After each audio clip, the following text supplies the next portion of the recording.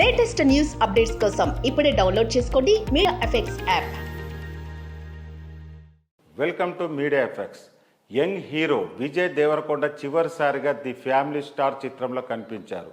Box office వద్ద ఈ చిత్రం ఫ్లాప్గా నిలిచింది. అయితే విజయ్ ఇప్పుడు తన తదుపరి ప్రాజెక్ట్ VD12 గౌతమ్ తిన్ననూరి దర్శకత్వం వహిస్తున్న స్పై థ్రిల్లర్పై పూర్తిగా దృష్టి పెట్టాడు.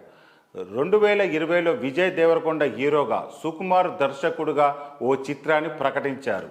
ఈ ప్రాజెక్ట్ చాలా సంవత్సరాలుగా పెండింగ్లో ఉంది.